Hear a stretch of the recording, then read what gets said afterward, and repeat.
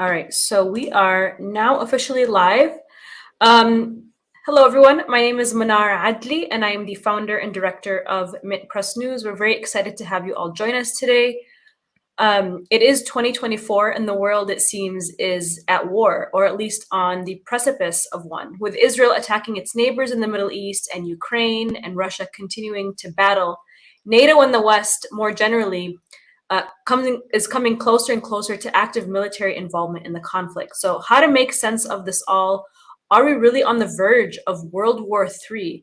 Joining me today to discuss Gaza, Hamas, NATO, and Ukraine is Scott Ritter. Scott is a former United States Corps intelligence officer and UN weapons inspector in Iraq. Today, he's an author and a geopolitical analyst whose work you can find at scottritterextra.com. Scott, it's an honor and privilege to have you here today. Thank you for being with us. Thank you very much for having me. So it has now been 6 months since Hamas launched Operation Al-Aqsa Flood, and Israel's operations show no signs of letting up. In fact, it has expanded its military operations into Lebanon, Syria, and most recently bombing the Iranian embassy. What have you made of Israel's actions against its neighbors, and how do you think Iran will respond to the attack on its embassy officials? Well, first and foremost, Israel has set impossible conditions for an Israeli victory. It is said that in order to win this conflict, it must eliminate Hamas as a military organization and also eliminate Hamas as a political entity, that there could be no Hamas remaining in order for Israel to say we have won this conflict. And today we see that Hamas continues to exist militarily.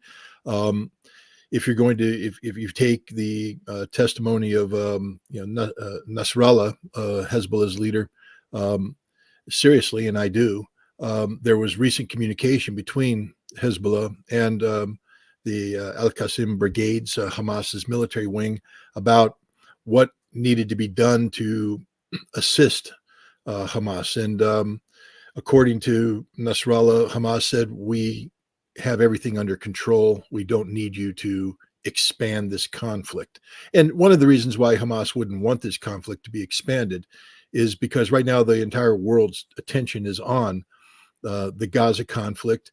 And not just the Gaza conflict, but they're now talking about the absolute necessity of there being a Palestinian state as any, as part and parcel of any solution to the Gaza conflict. And, we go back to October. People keep saying, why did Hamas do this on October 7th? Yeah. Well, let's go to October 6th. And I'd like to ask people how many people were seriously talking about the creation of a Palestinian state on October 6th. And the answer is nobody was. Nobody was seriously discussing it. Today, the majority of nations around the world see it as a necessity for there to be a termination of a peaceful resolution to this problem. And I think that that's exactly why Hamas did what it did and why they did it the way they did. I mean, this is horrible. War is horrible. There's no doubt about that. And the civilian population of Hamas has paid a disproportional price. But it could have been no other way. There's no other way for this conflict to unfold. I mean, I am not speaking out in defense of Israel. I condemn Israel's approach towards war, but it was known. We knew what the Israeli approach to war was. We knew about the Dahiwa doctrine. We knew about mowing the grass. And so and Hamas knew about this as well. So when you enter into a conflict that's designed, because October 7th was designed to suck Israel into Gaza. It was designed to bring Israel into Gaza because everybody in Hamas knew how Israel would behave. And Israel is behaving exactly as it was anticipated to behave, slaughtering the civilians of Gaza. And if it weren't for the deaths of the civilians of Gaza and the numbers that we're talking about, the world wouldn't be outraged because let's just be honest, Israel's been killing Gazans for decades now, slaughtering Palestinians for decades now, but just not in the numbers that we're seeing. The world doesn't care about the Palestinians. They never have. They never have cared about the Palestinians. They care about the looking bad. They care about their standing. They care about how the world sees them. And so when the world is confronted with the numbers of civilian dead, including, again, I don't want to be precise, I don't know, but they're talking about 15,000 children, and the disproportionate number of women. The world has no choice but to say that this does not represent what we stand for. And so what Hamas has succeeded in doing is, by allowing Israel to be Israel, they've driven a wedge between Israel and the rest of the world. Today, Israel is more isolated than it has ever been. Benjamin Netanyahu lamented that fact the other day when he spoke, and he talked about billions of people lining up against Israel today, and that Israel is alone, stands alone, and Israel is becoming increasingly isolated because of its behavior, so much so that an American president, Joe Biden, who has been assiduously on the side of Israel straight down the line, is now saying that America will start to flex its diplomatic and economic muscle to get Israel to change the way they're doing, because the price that America's paying because of Israel's atrocious behavior is too high to sustain. So I think, as bad as the situation is for the people of Gaza, and our hearts should break for them, we need to understand that there's literally no other path that was available to the Palestinian people for a Palestinian nation. That the world had to be shocked into waking up to the reality of Israel. The reality of Israel has been there in front of us for decades now. We knew how Israel behaves. We knew how Israel responds. I apologize for my dog, but sometimes my son's at the door knocking too. well, that's so basically we have people moving about that are causing. No worries. But hopefully he'll calm down. But the point is, this exercise that's taking place was an exercise designed by Hamas to expose the reality, the awful reality of Israel to the world, and it's succeeded. And today we're in a situation where, Israel is going to be compelled into making fundamental changes, and it may be too late for Israel. I don't want to predict the future too much, but the Israeli economy has been devastated by this conflict, both in terms of the costs that have been accrued in confronting Hamas and in dealing with Hezbollah, but in some ways even more important is the damage done by the intervention of the Houthi in terms of interdicting shipping and supplies to Israel. So, we are looking at a situation where Israel is facing defeat, and we need to also remember that this isn't just about Israel, that the key player here is Benjamin Netanyahu.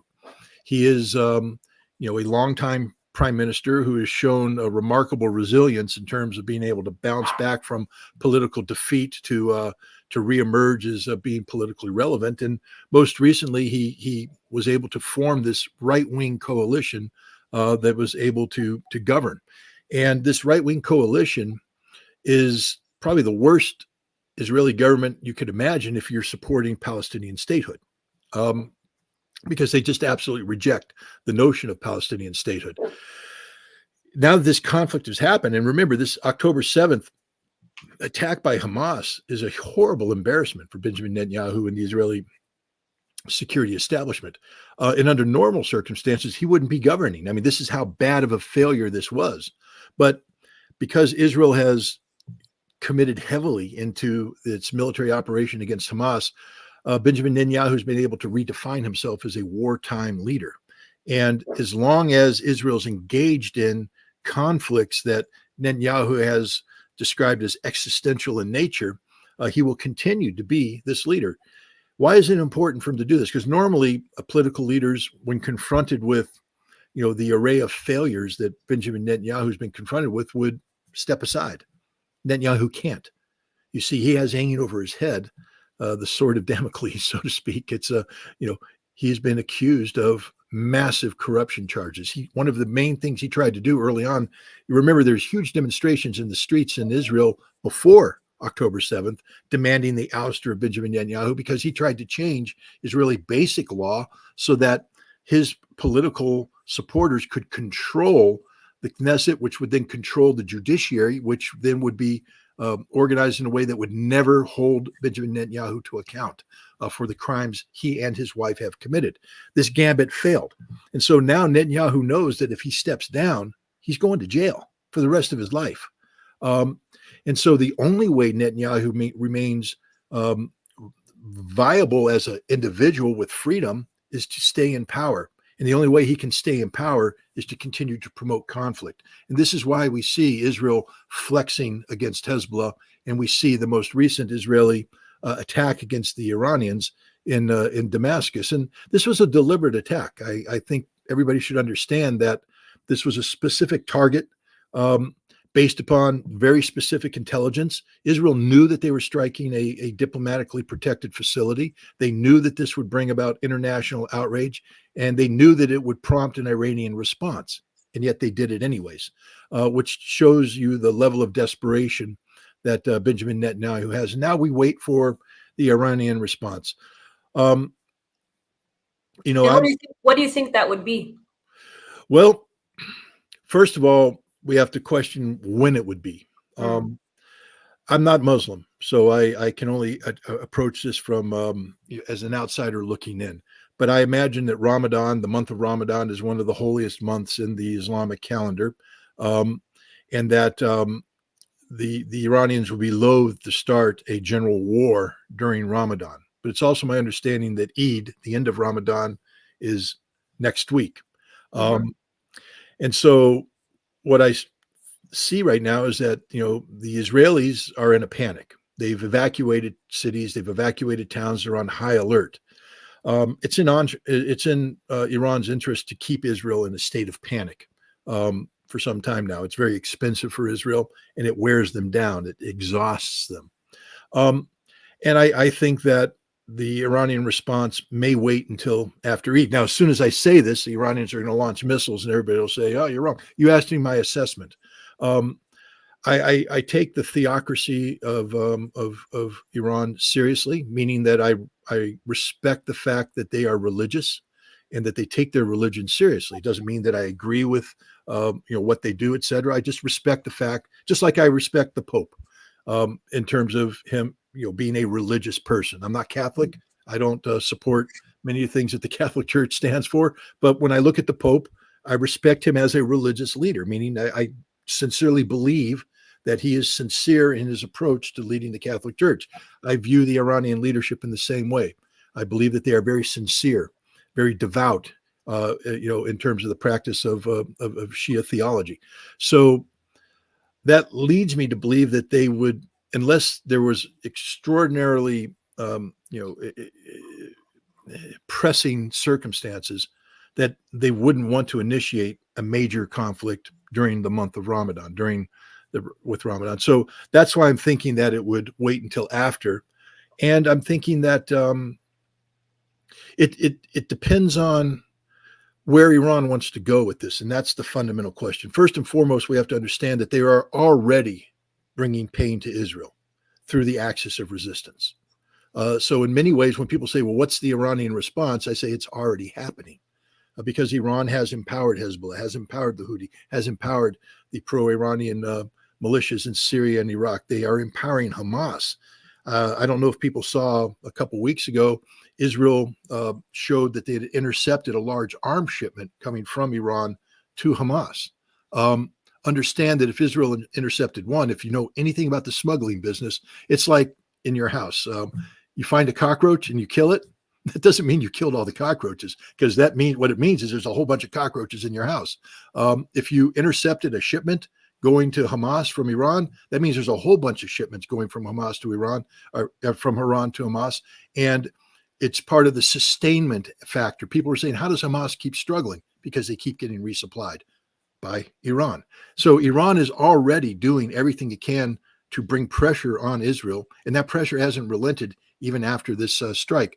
What will probably happen is that Iran will now remove any red lines they had in terms of the kind of support they provided. For instance, the Houthi have claimed a hypersonic missile capability.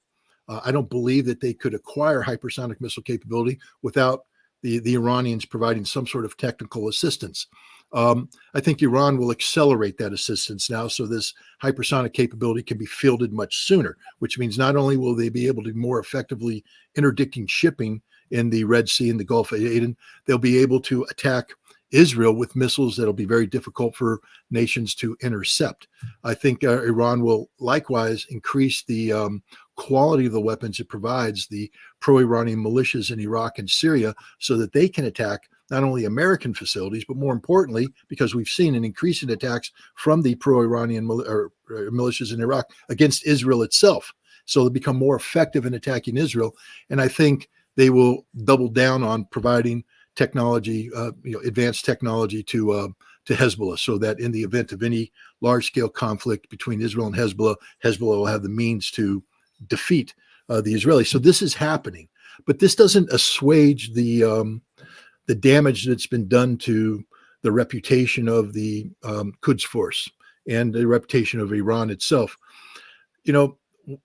I had the opportunity to speak with Iranian officials back in September, and I asked a question about deterrence, and what is their deterrence strategy, because they've been receiving a lot of hits. The Israelis have been assassinating atomic scientists. The Israelis and the Americans have been bombing Iranian targets in Syria and Iraq, and yet we don't see a big response. We saw in the aftermath of the assassination of Qasem Soleimani, Iran launching a very large ballistic missile attack against the Al-Assad air base and against Erbil, and I think one other facility. We haven't seen anything like that. And so when you have Israel attacking an Iranian consulate, unless there's a response, because I'll tell you what, the Iranian response to the assassination of Qasem Soleimani helped prevent broader conflict down the road, because the United States took seriously an Iranian retaliation capability. So the United States had to factor in that if we did X, Iran would do Y. And so it's part of their deterrence. It shows, don't do something or else you'll pay the price. Well, Israel's been doing things and Israel hasn't paid the price, at least not directly. So I do think that Iran has to establish its deterrence. And it needs to do so in a way that tells the Israelis, you can't get away with these kinds of attacks and not pay a price. And so now the question is, what level reaches that? Because Iran wasn't physically attacked. This attack took place in Syria, even though the consulate is considered to be Iranian soil in terms of diplomatic convention. There's a large possibility that Iran may limit this attack to, say, striking the Golan Heights, striking Israeli targets in the Golan Heights, seeking to do as much damage as possible, but do it in a way that Israel can't say, oh, you struck Israel proper. I know Israel has annexed the Golan Heights and considers it to be part, but the international community doesn't. So that may be one thing, but is that enough? Is that enough deterrence? Iran, one of the reasons why they struck the Al-Assad air base in the aftermath of the assassination of Qasem Soleimani is that the drones that were used to kill Qasem Soleimani came from the Al-Assad air base.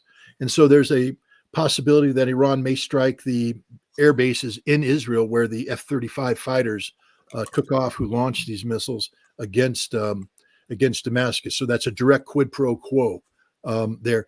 And interestingly enough, and I don't know the veracity of Twitter is a dangerous place, or X, or whatever we're calling it, in terms of relying upon it for information, but I saw something right before we came on that said that the United States and Iran have been in communication, that the United States has said that it will not retaliate against Iran for any retaliation Iran takes against Israel, so long as American facilities aren't struck. Now that's until I verify that, I can't sit there and say that's exactly this, because I find it unlikely that the United States would commit to something like that, because that basically gives Iran a green light to attack Israel. But I think the Iranians have to factor in a whole bunch of things when they look at this. But what I can say with as much certainty as an outside observer with no direct connectivity with the Iranian government could say is that there will be an Iranian response, and it will be significant, and it will register. Now, the question is, what will Israel do? Israel has said that if it is attacked, that it will respond, that it will make Iran burn. The Iranians have said they'll make Israel burn. But neither side wants or needs this kind of expanded conflict. And you know who doesn't need this more than anybody is Hamas. Hamas right now has captured the global imagination. The world is talking about the necessity of a Palestinian state. If Israel and Iran go to war, we're talking about disruption of global energy.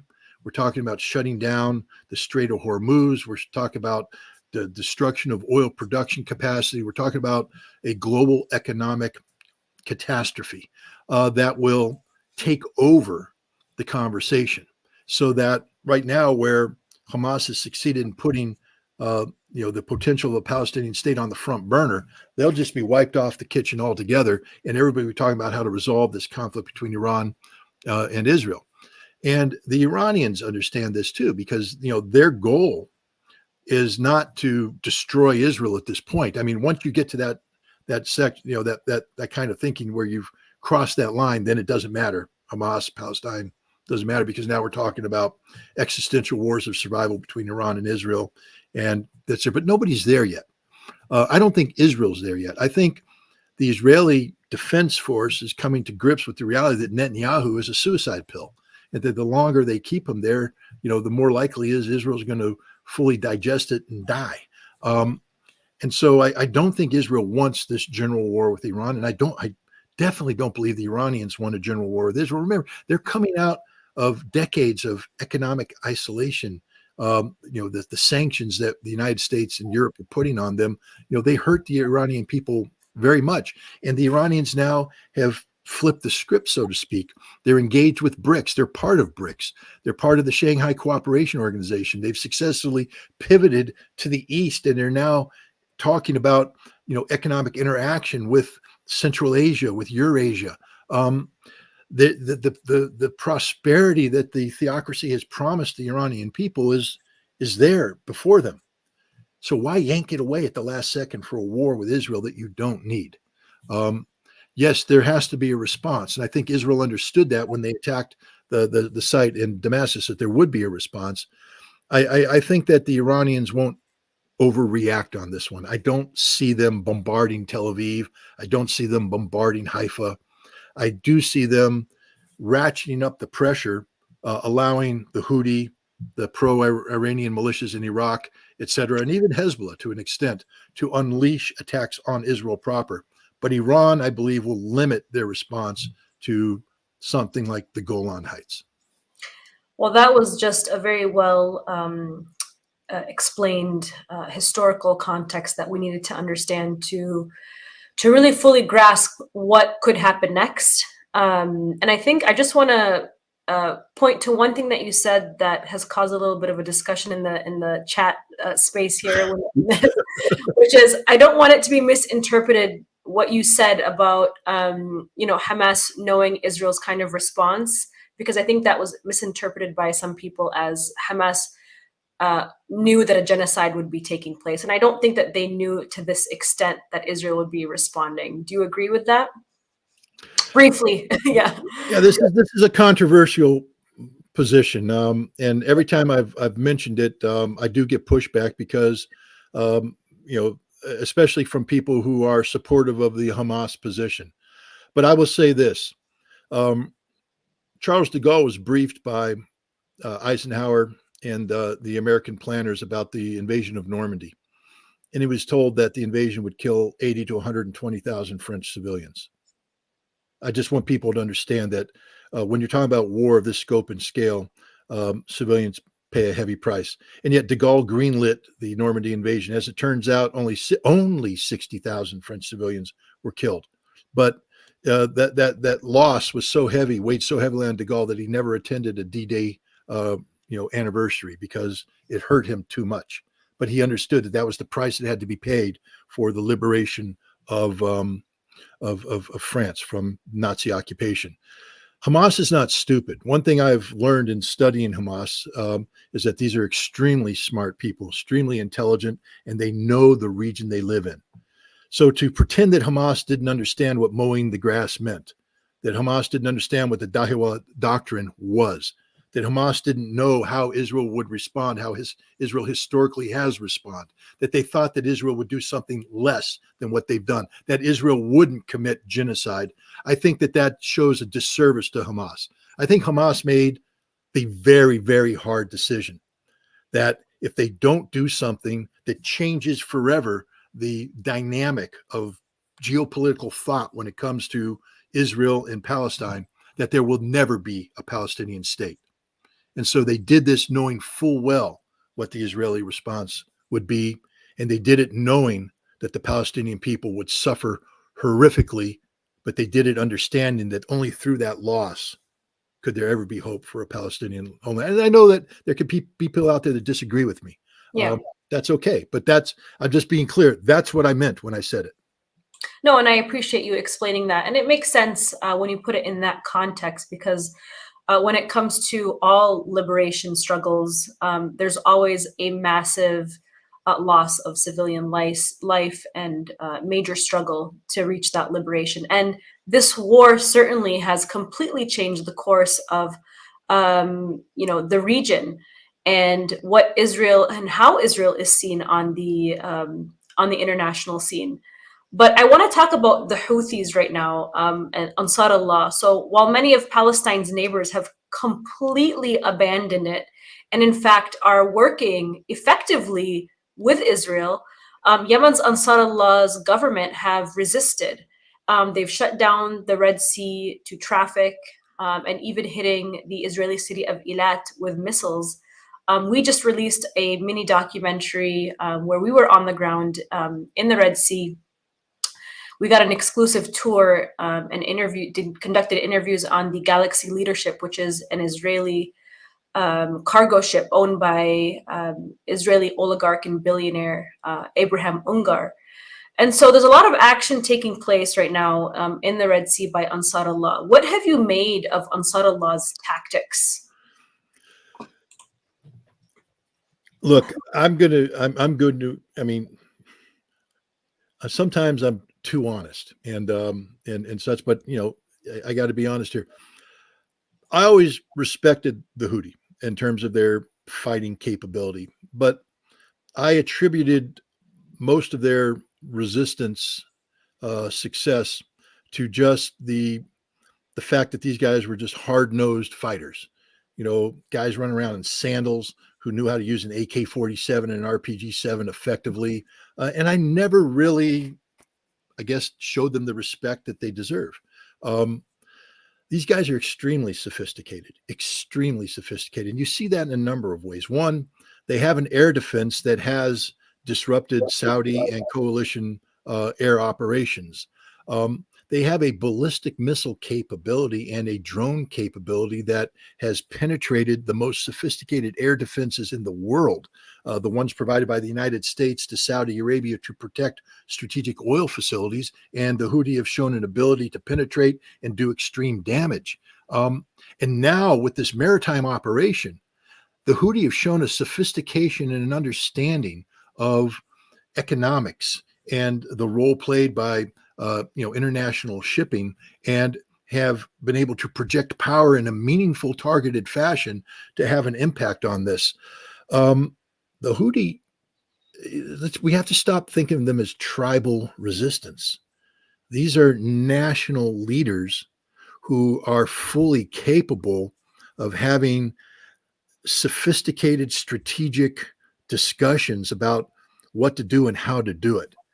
And the other thing, again, I'll just have to, show my ignorance on this because like anybody, I'm peripherally aware of the Houthi, but I never really did a deep dive into what I know their history. I know Saudi Arabia intervened, the invasions, the split, and but I never really got into it. It was superficial. I'm just saying that my knowledge was always superficial of the Houthi.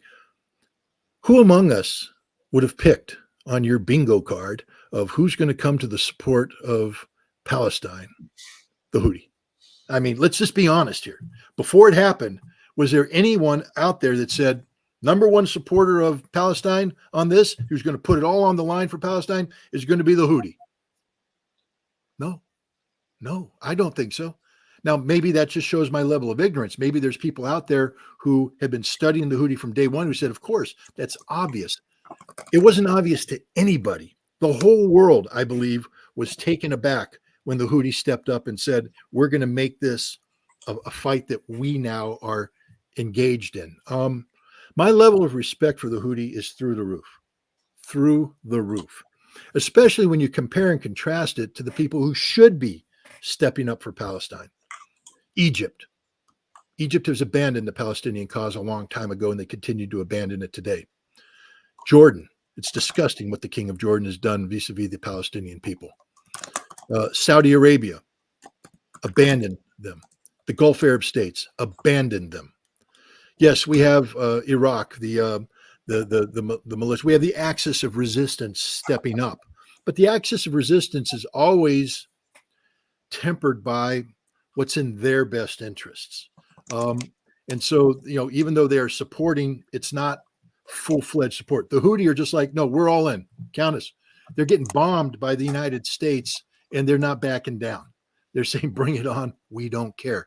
I think it's high time we start taking the Houthi far more seriously than we have.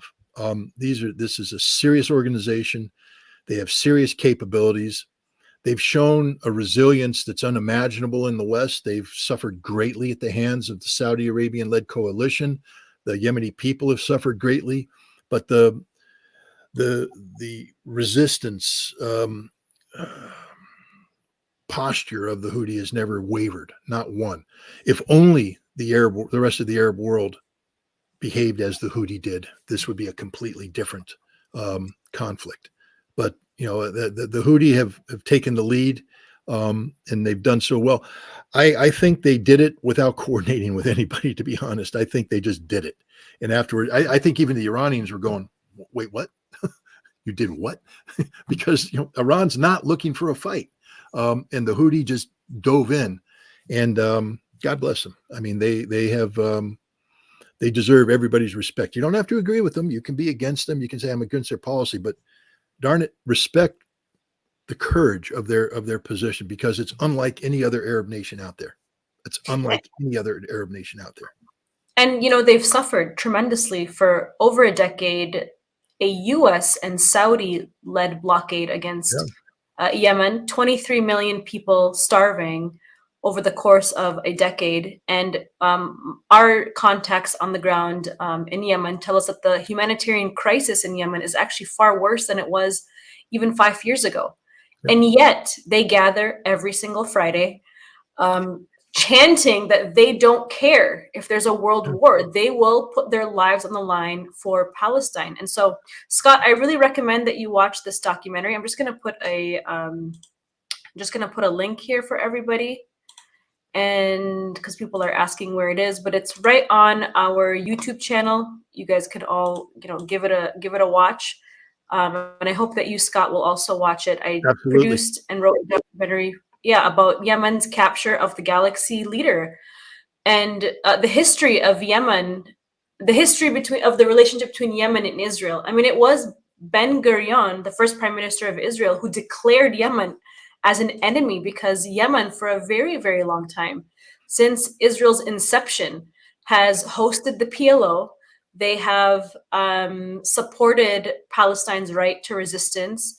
And they were one of the most outspoken countries right when all of the Arab nations began to normalize relations with Israel, when the U.S. began to create these peace deals. Yemen stood as one of the only countries to resist Israeli imperialism and U.S. imperialism. And it was on one of Yemen's Cameron Islands, or one of Yemen's islands, the Cameron Islands, that Israel and the U.S. have been trying to occupy for a very long time, because they know the Red Sea and the Bab el-Mandeb Strait is a strategic area for this global trade route. No, I'll throw in a little, just a little history here. During the Gulf War, back in 1991 was the actual war. I was in the headquarters of U.S. Central Command in Riyadh. It was a joint headquarters with the Saudis, and I remember some of the discussions taking place with the Saudis leading up to the initiation of the war.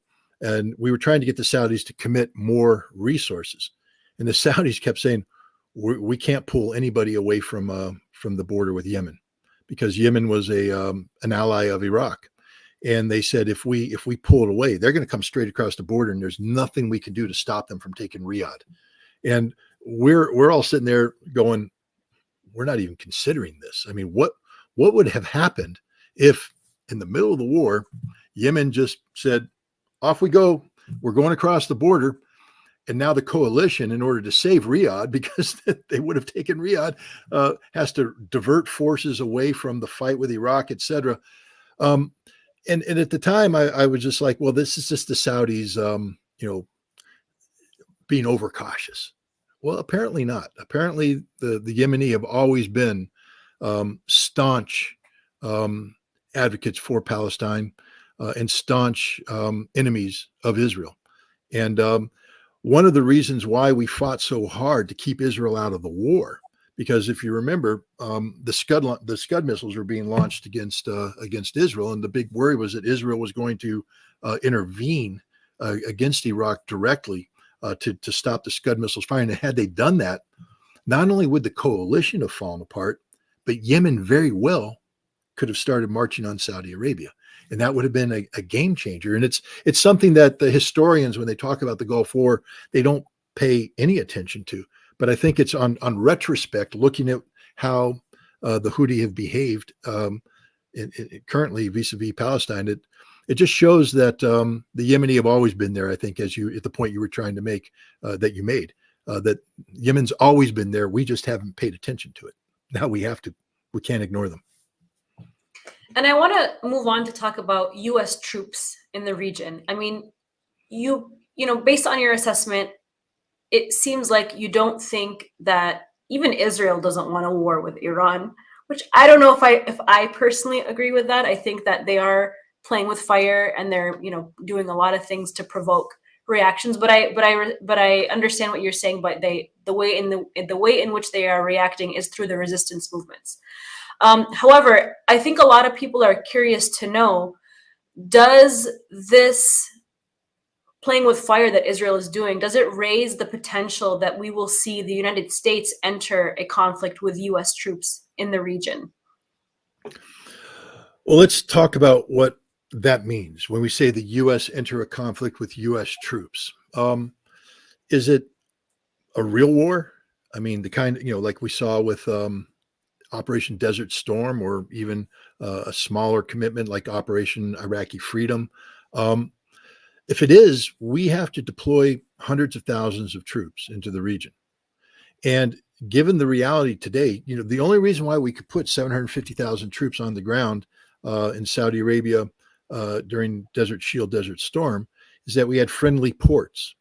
The ports weren't being attacked. We had airfields we could land at. The airfields weren't being attacked. If we go to war today, let's say there's a larger Israeli-Iran conflict, and now Iran is a combatant. There's not a port in the region that we can land at.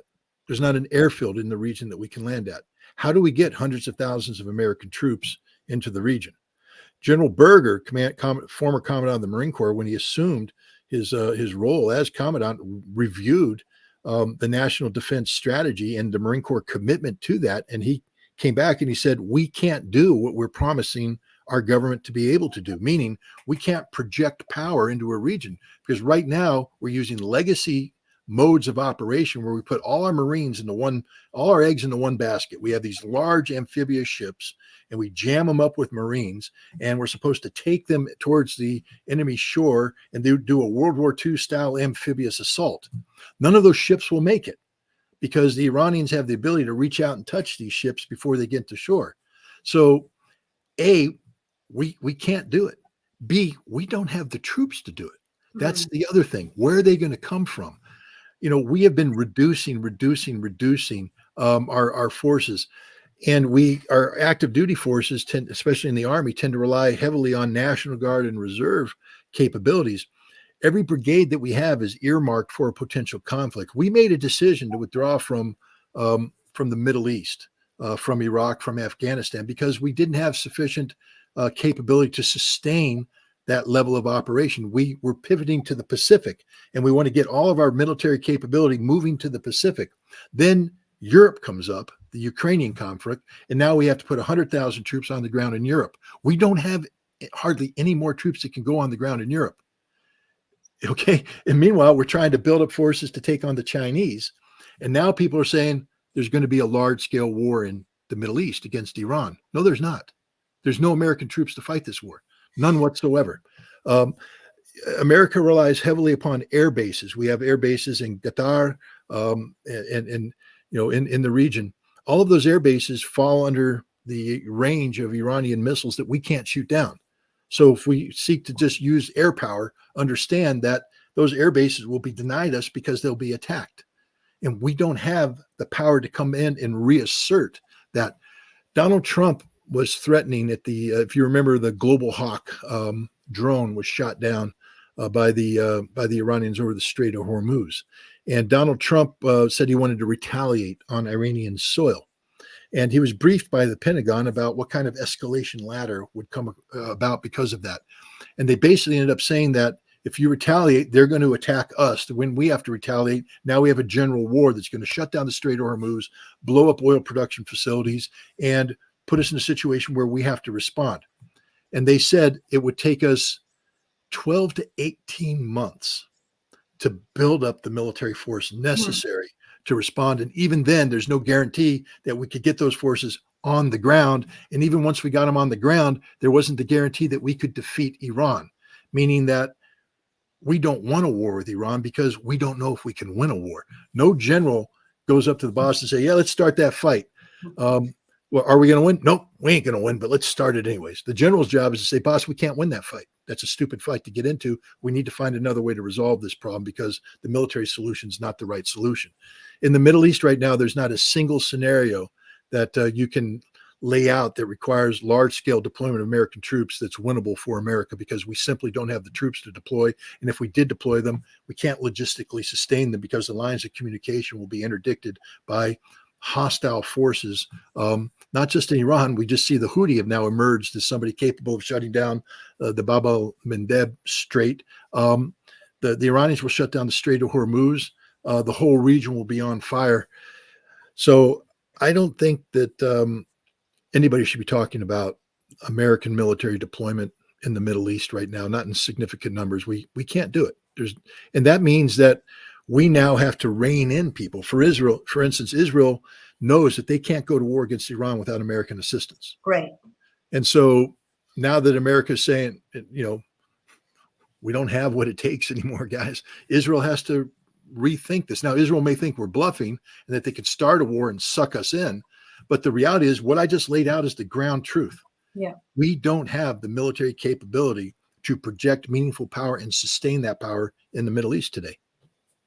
Well, I think that kind of helped me feel a little bit better about that concept because I don't think anybody wants, war with Iran. I mean, there are many, of course, lobbying for that in Washington, and many people in Israel that probably would want that. But like you said, they know that they can't win that war unless the United States would be joining in on that.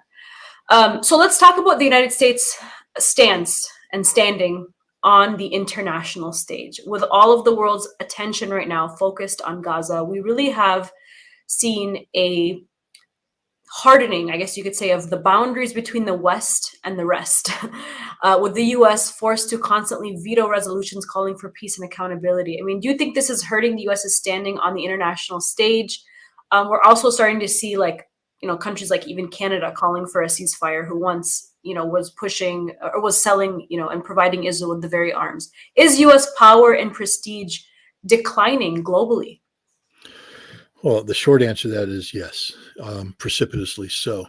When the Biden administration came into office, they said, the adults are back in charge and we're going to turn this thing around. And there's a couple thematics that they were putting out there.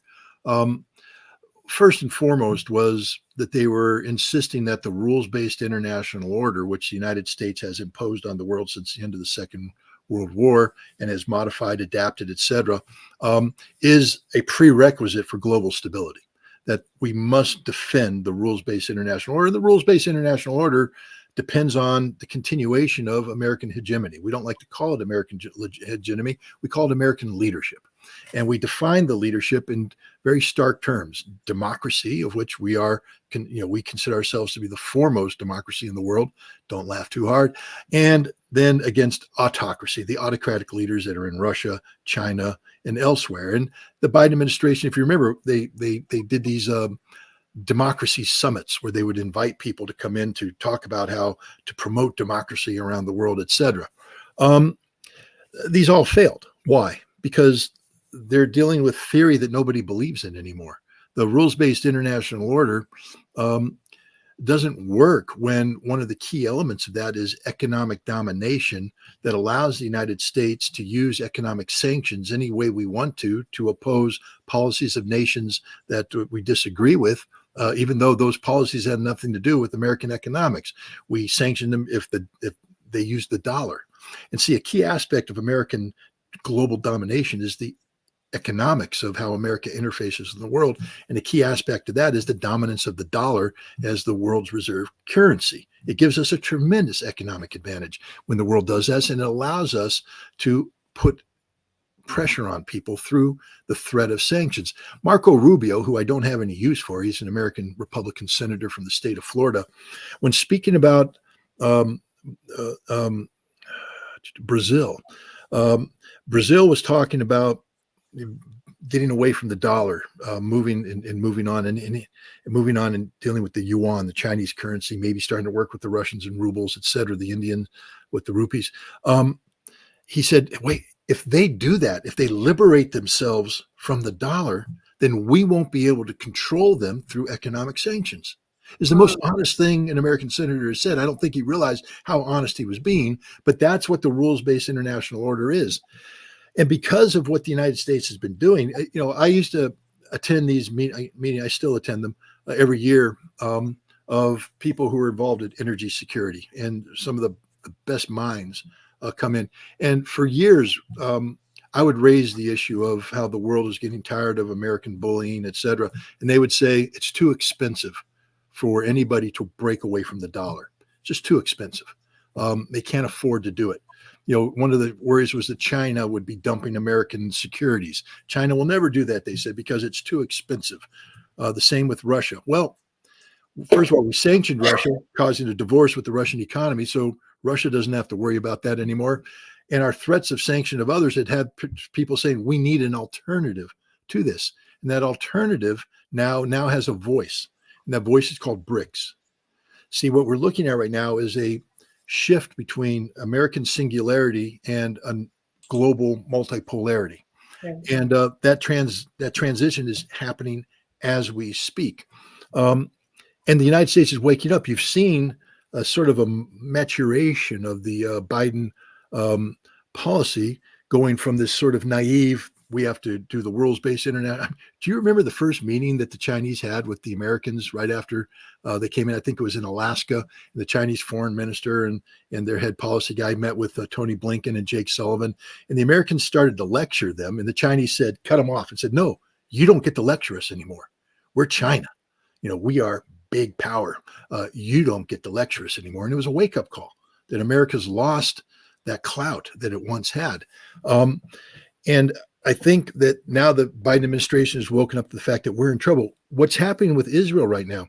American ambassadors from around the world are writing letters to the State Department saying, hey guys, we've lost the country that we're representing. We're done. We lost them in the street. We've lost them. They're all turning their back on us because of Israel, because we're of our backing of Israel. This transformation, what the United States needed to do in order to be in control of how the world is shifting towards this new reality, is to maintain dollar control of the dollar domination of the global market, and to make sure that as there's this shift towards Russia and China is taking place in the rest of the world, that it's not a stampede, that it's slow and it's contained, and that America defines that transition. That's the global South and our relationship with the global South. We lost the global South. It's going straight over to Russia. And people are saying, we're done with the dollar. We're dumping the dollar. We're in a lot of hurt right now. We're in a big world order. That doesn't mean that it's a fait accompli. Those people who said that it would be very expensive and very difficult for the world to break with America, they were right. It is expensive. And it isn't a guarantee that it's going to happen at a rapid pace. But the thing is, now when you sit down at the table, you can no longer have the conversation terminated by somebody saying it's too expensive. Nobody can consider that. That person's pushed aside because they're doing it. It may be expensive, but they're doing it. So now the question is, how can America put the brakes on that? And we can't when the world's not listening to us because we lost our moral authority because of our blind support for Israel. Absolutely. And I think a lot of people who are watching, these things unfold with BRICS and the expansion of that and more states and more people supporting BRICS, they realize and recognize that US power is certainly waning. And we saw that, though, also in the war in Ukraine. I want to switch gears here to what the US is doing in Ukraine, which is another conflict zone that we don't necessarily hear a lot about. But we recently heard the story of ISIS-K taking responsibility for killing 144 people after opening fire at the Crocus City Hall near Moscow. So could you tell us a little bit about the history of ISIS and whether you think they were responsible for this attack and kind of the US role in the Ukraine-Russia conflict and where that's heading? It's a big one, I know. In another hour. Okay. I'll do my best. I don't mean to laugh. I mean, that's a tall order. Trying to keep it simple, I guess. When we intervened in Iraq, and remember, our intervention was in violation of international law based on a manufactured case, but it doesn't matter. We went into Iraq and we removed Saddam Hussein from power, and then we started to run into resistance, Shia resistance and Sunni resistance. The Sunni resistance morphed into something that was called Al-Qaeda Iraq, AQI. And again, I don't want to get into too much detail, but a lot of it was based upon former regime elements of the Saddam Hussein government, intelligence elements, tribal elements, etc., that were using religious fanaticism as a vehicle to create this resistance movement. And AQI was fairly effective. It was receiving assistance from abroad. Fighters would flow in from Libya through Syria to join AQI. So it wasn't just an Iraqi resistance, it was this global Islamic resistance. The problem with AQI is that it's affiliated with Al-Qaeda, and the Al-Qaeda objectives were sort of resistance for resistance sake. There were people in the fundamentalist wing of the Islamic world that were looking for something more substantive out of this resistance, such as the creation of a caliphate, a homeland for Islam. And so what happened in around 2013, 2014, elements of AQI went to Syria, and they coalesced into a sort of an alternative to Al-Qaeda, which they called the Islamic State. And the idea was to create this caliphate. We knew this. I mean, the irony is America was aware of this the whole time. But we allowed it to happen because we said that this is effective in our ongoing fight against Bashar al-Assad in Syria. And so while I can't say that we imagined ISIS, and I can't say that that was made in America, what I can say is that Americans watched ISIS happening and said, that actually, don't bother it, guys. That actually might play to our benefit. And then later on, when we started providing weapons to anti-Syrian forces, and we saw those weapons diverting to ISIS, instead of stopping that diversion, we went, let it happen, because this is good. ISIS is going to be helping us take down Bashar al-Assad. So we created or helped create ISIS. It's always been a tool of American policy. And that's an important thing to understand, that while, the idea that the Pentagon's sitting there next to, al-Bakr, al-Baghdadi going, all right, now today I want you to do this and to do that. No, that's absurd. ISIS ran its own operations. But what I can say is that the Pentagon was aware of a lot of what ISIS was doing. They're saying, let them go, let it happen, let it ride on this one, let it go. The problem is the idea of the caliphate, the success of ISIS, because remember, they blew out of Syria, ended up taking over 1/3 of Syria, then moved into Iraq and took 1/4 of Iraq, went up to Mosul, the second most populous city in Iraq, drove down through Tikrit, and we're on the outskirts of Baghdad. And there's people, for instance, in Afghanistan fighting for Al-Qaeda and the Taliban going, hey, we want some of that caliphate action too. We like that. And so they took exception to the fact that the Taliban were in ongoing negotiations trying to, create a political solution to the fight. They said, we don't want that political solution. We want a caliphate. And so they created ISIS-K. Khorasan is the ancient term for that region of Turkmenistan, Afghanistan, Iran, that area. So ISIS-K was created that took motivation from what was going on in the Levant, because a lot of people called ISIS ISIL, the Islamic State in the Levant, as opposed to Islamic State in Iraq and Syria. But they created that. Now, what's important about ISIS-K, though, is that in Syria, Syria is being flooded with a lot of Central Asians. Uzbeks were coming in. And so these are people who are from the Khorasan region.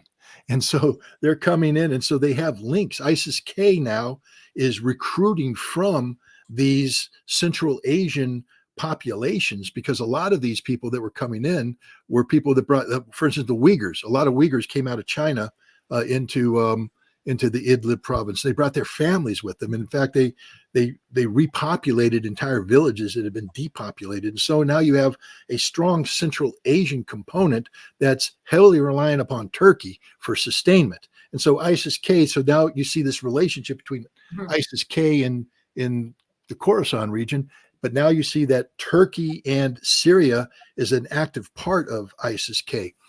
And so then the question is,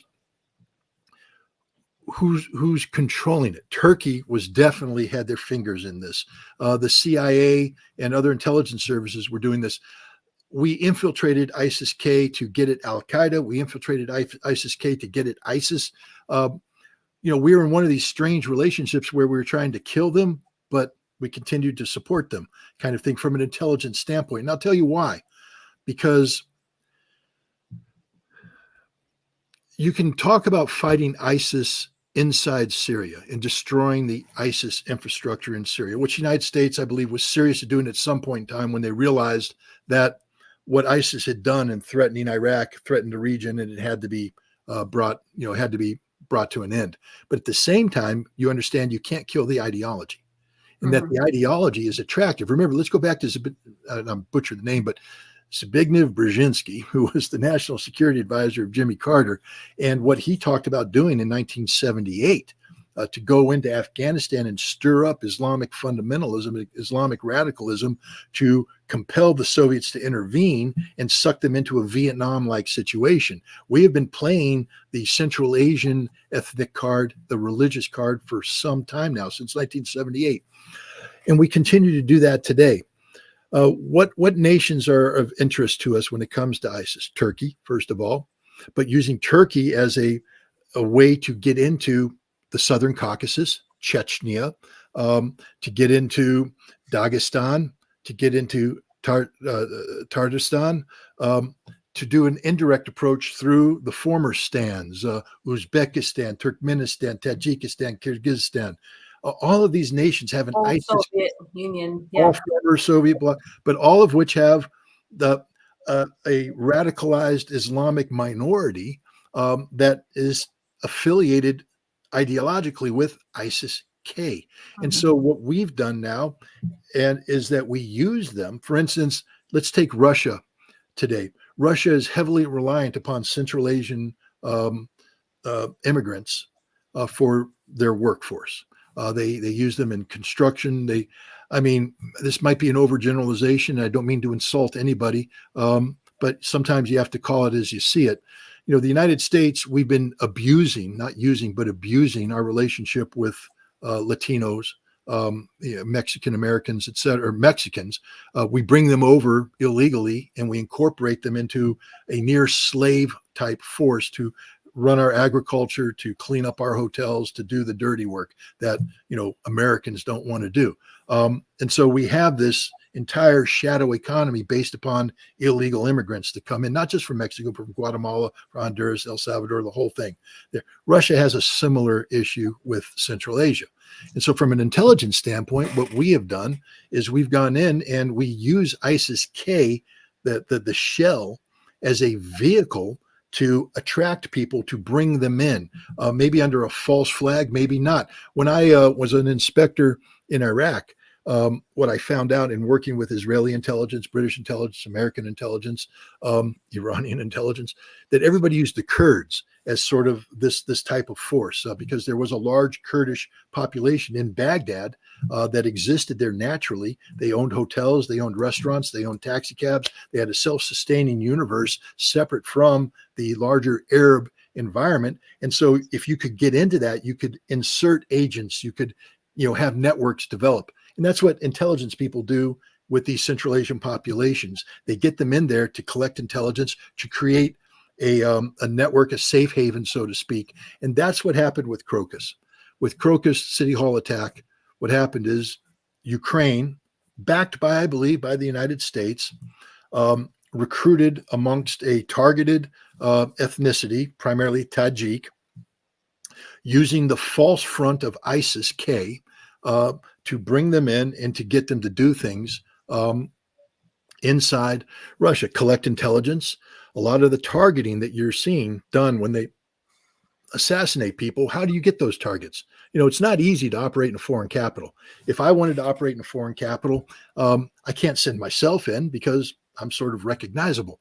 And I can't send people like me because we don't speak the language properly, may not know the culture, we don't blend in. But what I could do is recruit from the Tajiks who are already there. They're blended in. The Russians have accepted them as part of the normal part of society, and they can drive around. They can take photographs. They can intercept communications. They can track people and send that intelligence back to me so that I can come up with a plan that I can send back into them. They can recruit and carry out an operation that superficially looks like it's all Tajik done, but reality it's directed by outside powers. And I think that's what happened at the Crocus City Hall. I think that the Ukrainians, with the assistance of the United States, at a minimum, indirect assistance, we trained the Ukrainians how to do this. We helped the Ukrainians fall in on a Tajik, segment of Russian society. We may not have been directly involved in the targeting, but we were aware of it. How do we know we were aware of it? Because we told the Russians, roughly speaking, what was going to happen, when it was going to happen. So we were definitely aware that this was happening. But you know, I there's no doubt in my mind that this was not ISIS-K, that this was the Ukrainian intelligence services using an ISIS-K front to bring in Tajiks to attack. Understood. And I think it was really important that you did lay out the history and you explained it so well in terms of how ISIS basically came about and the way in which ISIS has been used by Western intelligence agencies to push their agendas, which leads me to the issue of NATO and Ukraine. I mean, yesterday we heard Antony Blinken announce that, you know, Ukraine is going to join NATO. We've heard this before, right? So what are the prospects of that, and what does that mean for NATO and the whole Russia-Ukraine war moving forward? Well, we've been promising Ukraine NATO membership for some time now, but we've never been serious about it. Even when in 2008, the door was opened up for Ukraine to join NATO, it was clear amongst many parties, including the Germans, the Americans, the French, that Ukraine just didn't qualify for membership, that this was done more as a thumb in the eye of Russia as opposed to absolute sincerity about bringing Ukraine in. And then after 2014, when you had this coup d'etat in Maidan, the coup d'etat, just so people understand, it wasn't just about empowering the Ukrainian nationalists. If you recall I think they called it the Orange Revolution in 2004, 2005, that swept Viktor Yanukovych out of power. I mean, it prevented him from taking office, put in Yushchenko, a nationalist. The goal of that election was to disenfranchise the pro-Russian elements within Ukraine, to bring in these Russian nationalists, and they succeeded. But then what happened is the Russian nationalists rallied and politically became viable and put Yanukovych back in power in 2010. And so now Yanukovych is there with the backing of the Russians. So the goal of 2014 coup wasn't just to get rid of Yanukovych, it was to destroy, and this is so important, so I hope people are listening to me right now. It was to destroy the political viability of the ethnic Russian population of Ukraine once and for all. So the purpose of the nationalists was to come in and destroy the Russians ethnically and culturally. You saw them immediately pass laws: no more Russian language, blocking, attacking the religion and everything. This was cultural genocide against the Russians, which prompted the pushback that came. And once Crimea was reclaimed by Russia, Ukraine was never going to be a member of NATO, because NATO, you were never going to get Crimea back, ever. And you can't let Ukraine become a member of NATO with that outstanding territorial dispute, because instantly Article 5 will be kicked in and you'll find yourself in nuclear war. And it became even more so when the problem of the Donbass emerged. Again, the purpose of the Ukrainian nationalists was to destroy the political viability of these people through cultural genocide. What the Ukrainian nationalists did to Mariupol, the West needs to wake up and understand how for 8 years, from 2014 to 2022, it was literally brutalized by the nationalists. And that's what they wanted to do against Donetsk and Lugansk as well. But with these kind of disputes in place, Ukraine was never going to be a member of NATO. And that's just has to be understood. We always dangled it out there, though, because we needed Ukraine to be a proxy for a conflict with Russia designed to manifest itself not in the military defeat of Russia, but the political collapse of Russia, by employing economic sanctions, having a war that was wearing down the Russians morally and physically. The hope was that we could get a Moscow Maidan moment in Moscow, where the Russian people rose up and demanded that Vladimir Putin left. And so we've been dangling that out in front of the Ukrainians to keep them on board in this operation. But the Ukrainians are like, well, we're going to become members of NATO. They keep chasing that bone that's dangled in front of them. They will never be members of NATO. And Tony Blinken, if you listen to what he said, he didn't say that Ukraine is going to be a member of NATO. He said, we're trying to create the conditions so that Ukraine can eventually be a member of NATO. And we're going to be talking about building a bridge to that goal. And I have a good friend, Randy Credico, who does a show in New York City, and he asked me to do a comment for it. And I said, well, the bridge, we might as well call it the Francis Scott Key Bridge, because it's collapsed. It's going nowhere. That's a bridge to nowhere. That was a bad joke about Baltimore. I apologize for that. But I understood it. but the fact is, there is no bridge. Ukraine will never be a member of NATO, ever.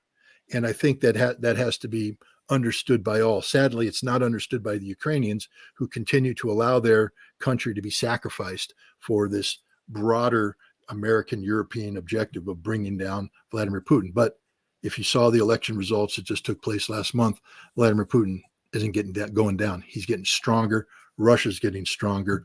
And now Europe's finding itself in a sort of a predicament, because they've defined a Russian victory in Ukraine as being existential in terms of European survival. And now that the Russian victory in Ukraine is all but inevitable, they have to deal with this political problem of, saying the sky is falling. But what are you supposed to now admit? Well, it's not falling, really. It's no big deal. Or do you have to continue to inject fear into the European population to allow the sustainment of the support to keep Ukraine sacrificing itself in the vain hope that somehow Putin will fall from grace?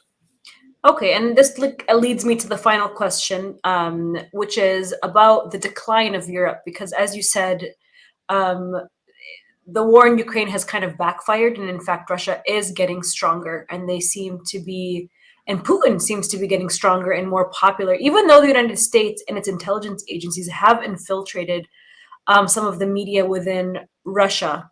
to, or not the media, the anti-war movement in Russia to kind of pin people against Putin and against Russia. So where do we see Europe heading after this? And where is also Russia heading towards after this as well?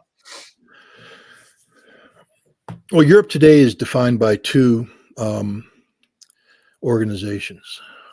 One is NATO, North Atlantic Treaty Organization, which is a political military alliance, but closely linked to NATO is the European Union and the concept of the Great European Experiment. And so Europe is defined by these two institutions. NATO just turned 75 years. And today NATO likes to say that they've never been more unified, never been stronger. People point to the fact that Finland and Sweden have joined NATO as proof that NATO is an expanding entity and that's stronger than ever. NATO's never been more weak than it is today. The NATO military capacity is as close to zero as one can imagine. No NATO member has an army capable of meaningful power projection outside of its borders, except the United States. France today is talking about potentially sending up to 1,500, 2,000 troops into Ukraine. Right now, the Ukrainians are losing troops at a rate of 1,000 to 1,500 a day.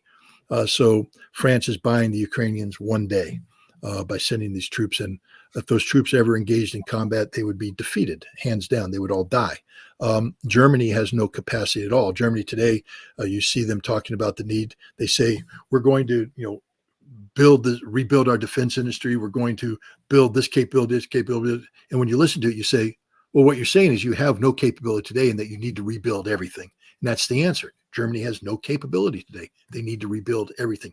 France has a military that was, for the last 20 years, defined by its ability to be expeditionary deployments into Africa and the Middle East and Afghanistan. But these are, no more than 5,000 troops at a time. They don't have the capacity to go bigger than that. And none of these troops were capable of sustained combat in a high intensity land warfare in Europe type scenario. So the French now are having to almost double their defense spending to recreate their military. But understand, we're talking about recreating their military, which means right now they have nothing. Yeah. Finland and Sweden don't have serious militaries. And what Finland and Sweden are going to find out and are finding out is now that they've joined NATO, NATO's saying, you guys got to gear up and you got to let us come on your soil. And the Finns are starting to wake up. They're saying, wait a minute. Whoa. The Russians are building this new military district in St. Petersburg. There's 70,000 Russian soldiers deploying right there that never existed before. So we joined NATO, and now we got 70,000 Russians that can take Helsinki in a week. What are we doing about that, NATO? NATO's going, well, that's sort of your problem. You're a member of NATO. Article 5 will be there to protect you. And the Finns are going, well, Article 5 isn't going to stop the Russians. And so now the Finns are waking up. The Swedes are now also waking up. They're saying, the Swedish people are saying, we didn't vote for this. We didn't ask for this. We don't want this. We had a military that's relatively small. Now you're telling us that we have to rebuild everything. We have to rebuild our infrastructure so that you can rapidly reinforce Finland through Swedish territory from Norway. This isn't what we were asking for. We think in joining NATO, we were joining this functioning, viable military alliance. And you're telling us you guys can't do anything and you're going to rely upon us now to fill the void. They got NATO members saying, hey, Finland, get ready to send some troops down to Ukraine. And the Finns are going, what? You want us to do what? Yeah, you're part of NATO now. You joined NATO. NATO is a collapsing entity. It's been totally defanged by its failure to perform in Ukraine. And its days are numbered. I'd be surprised if it saw its 80th anniversary, or if it did see 80, it would be a farewell ceremony. The same thing with the European Union. This grand European experiment has fizzled. I just want to remind everybody of, do you remember the whole Greek calamity, economic calamity, when Greece was collapsing? Yes. And the European Union was like, what do we do to save Greece? Because if Greece dropped out of the Eurozone, that would just lead to a combination, a domino effect of other nations dropping out of the Eurozone. And the Eurozone can't afford to have nations dropping out of the Eurozone, because that means that the European Union is sort of a hollow shell, a house of cards, which it is. But the debate that transpired inside Europe revolved around two schools of thought. One is the Parisian school of thought, which is about the free flow of capital, meaning that they should just back up Greece with everything they got and just ride this thing out. The other one was the Berlin school, the German school, which was we have to have tight control of capital. If we're going to loan money to Greece, it has to be done with very strict rules. And these two schools led to a big division inside the European Union that exists to this day. There's still questions about what, and now here's the problem. Germany is collapsing economically because of their sanctioning of Russia, because of the destruction of the Nord Stream pipelines. Energy costs are prohibitive. German industry is fleeing. It's deindustrializing. And with that fleeing, the viability of the German financial core is starting to collapse as well. And so, but France isn't doing much better. They're also, Michelin has fled. The French are having problems holding on to industries, et cetera. So you see these two centers of power start to collapse at the same time. You're starting to see this desire to gravitate towards the East in terms of geopolitical relevance, where you have Poland, the Baltics, the Czech Republic, Romania, Bulgaria screaming, we're the ones that count because we're the ones on the front line with Russia, but we need you guys to step up to the plate.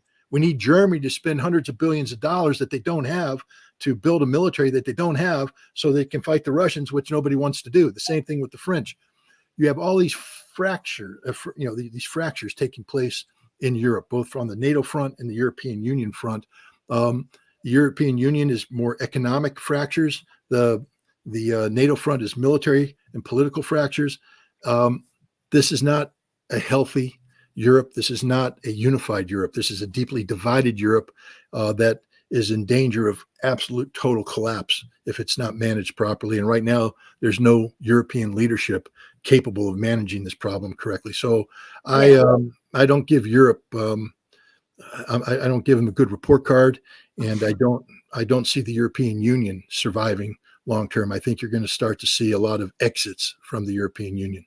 Well, it's been really interesting to watch for the past couple of years how these European nations like Germany, like you explained that one pretty well, they stood to not benefit from sanctioning Russia. It was actually hurting them, and yet they continue to do it because the US told them to. And so now they've really shot themselves in the foot. And so just the last part of that question was just about Russia and the rise of Russia and China. And so where do we see the world headed to next with that rise? And then we can wrap it up from there. I think Vladimir Putin gave a good answer about China when he was confronted about it with Tucker Carlson during that interview. And he said that, we don't get to pick our neighbors. And you can read into that a whole bunch of things, such as Vladimir Putin understands the historical tensions between Russia and China. They are not natural allies. In fact, there was a time in the late 60s, early 70s where they were in a virtual state of war on the Ussuri River front, and then in Kazakhstan, clashes between the border guards. Today, Russia has a situation in the Far East where they have a lot of land, very little people, and they're very worried about the Chinese, moving in, taking advantage of Russian economic need to come in and sort of de facto seize control of the Far East provinces. So there's a lot of concern on the part of Russians about China. On the other hand, Russia understands that given the new reality, they can't survive without, deep economic ties. And so you see a very vibrant relationship between Russia and China, an expansive relationship between Russia and China. But at some point in time, it's going to be a self-containing relationship, meaning that the Russians aren't going to let this thing run out of control, nor is China. That they will reach the level of relationship that they need. This is why you don't see them signing treaties. Treaties are binding. They're very restrictive. They're saying that our relationship is beyond a treaty because it's based upon the mutual needs. And so they're filling that out. And that's the direction they're heading. They both understand that the West and the United States are trying to drive wedges between Russia and China. You see the United States and Europe always going to China saying, hey, you need to stop doing this with Russia, et cetera. But China understands that if they allow Russia to go down there, but for the grace of God goes them, vis-a-vis Taiwan, what the West is doing to Russia and Ukraine, the West will do to China and Taiwan. And so the best way to defend Taiwan and prevent that from happening is to prevent it from happening in Ukraine. So China is strategically committed to Russia. I think we're going to see some pretty interesting things with BRICS.